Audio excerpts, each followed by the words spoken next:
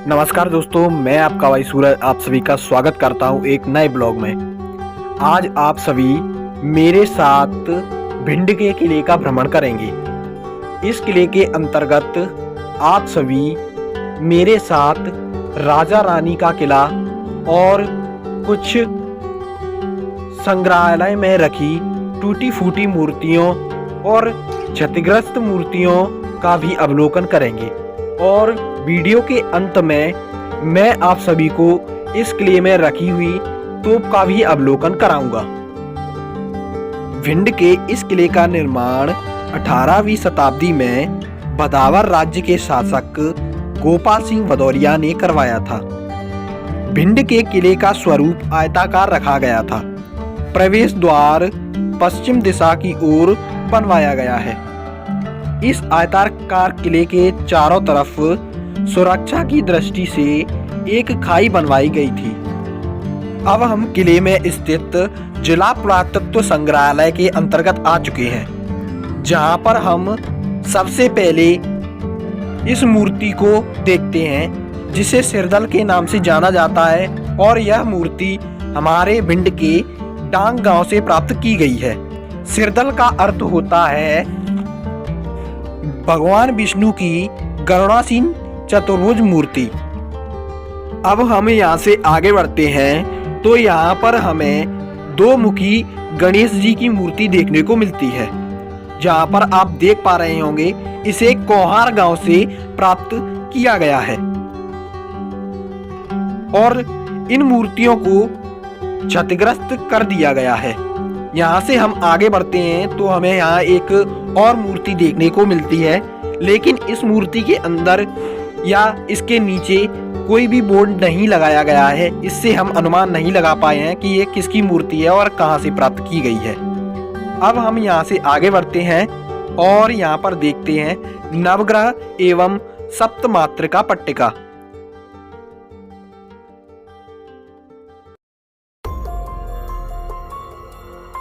ये ज्यादातर मूर्तियां 10वीं सदी पुरानी हैं। अब हम यहाँ से आगे बढ़ चुके हैं। यह मूर्ति लक्ष्मी पादपीठ है। इसमें मूर्ति का अधिकांश भाग क्षतिग्रस्त कर दिया गया है और यह टूटी अवस्था में हमें देखने को मिली है। सिर्फ लक्ष्मी जी के हमें पैर ही देखने को मिले हैं और अन्य भाग को तोड़ दिया गया है।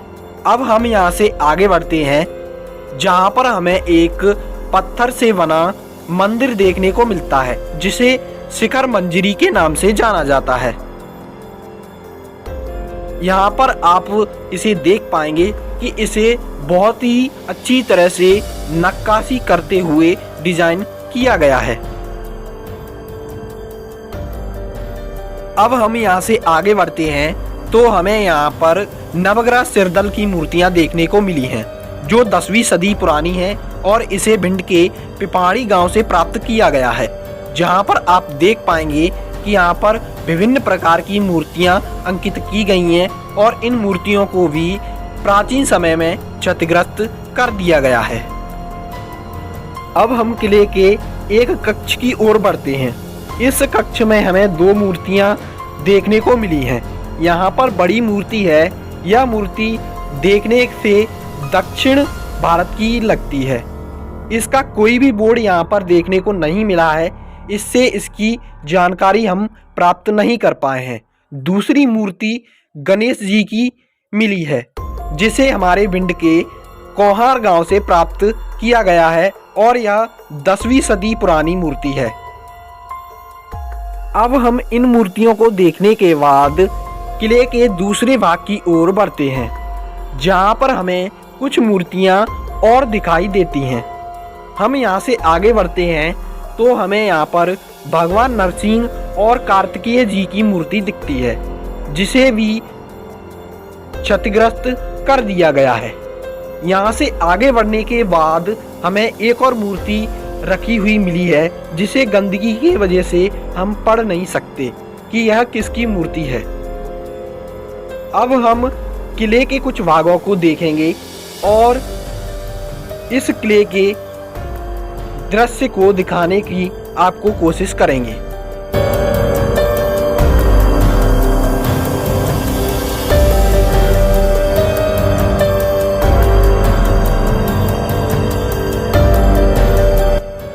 किले को देखने से पहले हमें संग्रहालय की एक और मूर्ति दिखी है जिसे नवग्रह कहा जाता है।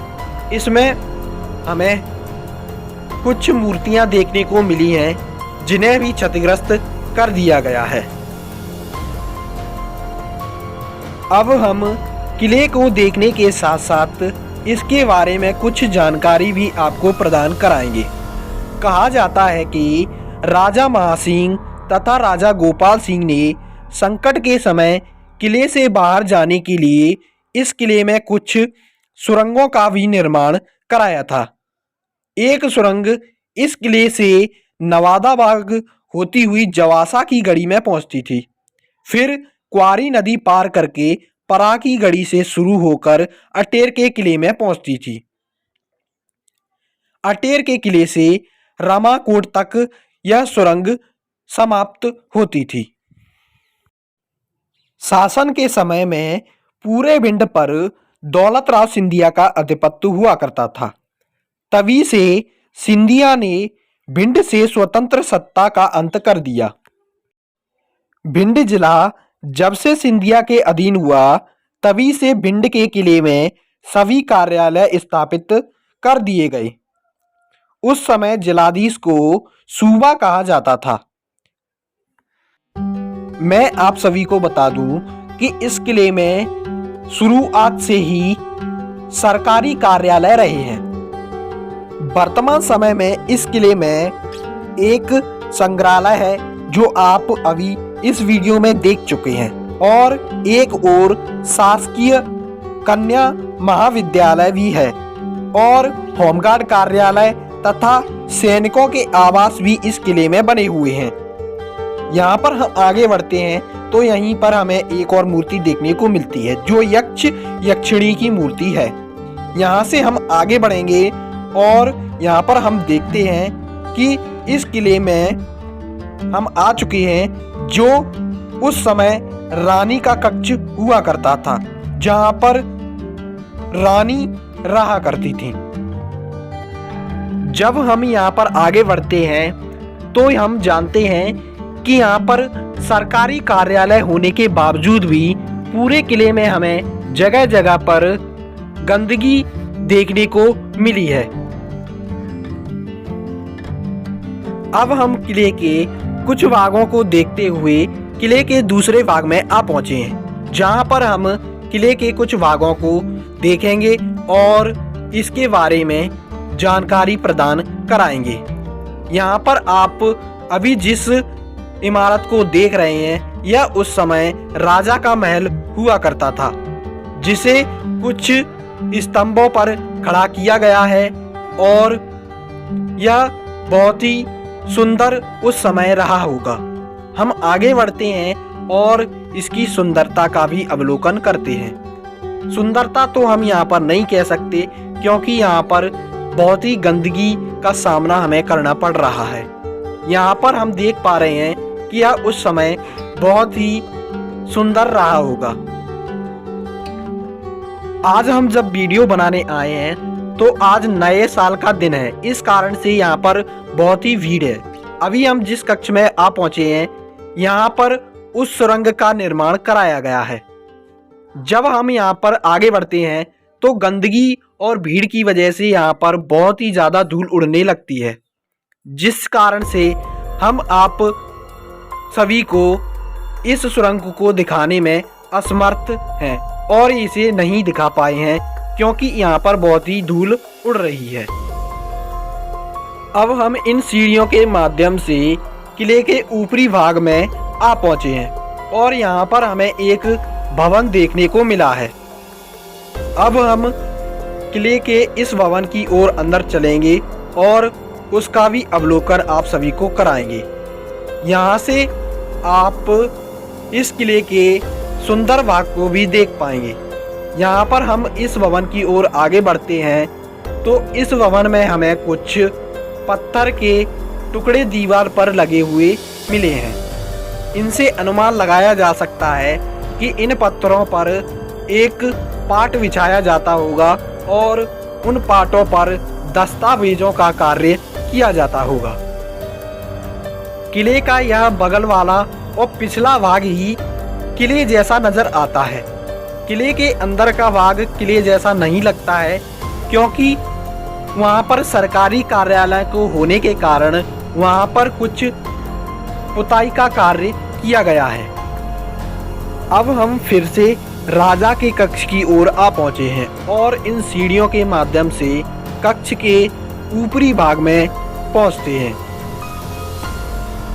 यहाँ से आप राजा के कक्ष को अच्छी तरह से देख पाएंगे और इस भाग का भी अच्छी तरह से अवलोकन कर पाएंगे।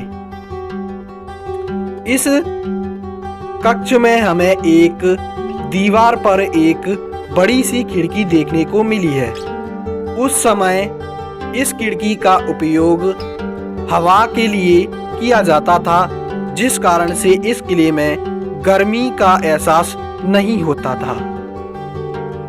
अभी तक हम किले के सभी निचले भागों को देख चुके हैं। अब हम इन सीढ़ियों के माध्यम से किले के ऊपरी भाग में चलेंगे और ऊपरी भाग का अवलोकन करेंगे। यहाँ पर हम किले के ऊपरी भाग में बने एक बड़े से कक्ष में आ पहुँचे हैं, जहाँ पर आप छत पर देख पाएंगे कि छत पर कुछ बड़े से गाटर लगाए गए हैं, जो यहाँ पर सरकारी कार्यालय के चलते लगाए गए हैं। यहाँ से हम आगे बढ़ते हैं तो यहाँ पर हमें एक छोटा सा कक्ष देखने को मिलता है। यह कक्ष उस समय राजा रानी का गुजलखाना रहा होगा, यानी टॉयलेट रहा होगा, जो सरकारी कार्यालयों के चलते सही कर दिया गया था और यह वर्तमान समय में क्षतिग्रस्त हो चुका है। अब हम किले में रखी तोप को दिखाते हुए वीडियो को अंत करेंगे। अगर आपको मेरे द्वारा दी गई जानकारी अच्छी लगी हो तो मेरे चैनल को सब्सक्राइब करके बेल आइकन को ऑल पर प्रेस जरूर कर दें, क्योंकि मैं आप सभी के लिए ऐसी ऐतिहासिक और अच्छी घूमने वाली जगहों का वीडियो लाता रहता हूं। आप मुझे ऐसे ही सपोर्ट करते रहिए दोस्तों। जय हिंद, जय भारत।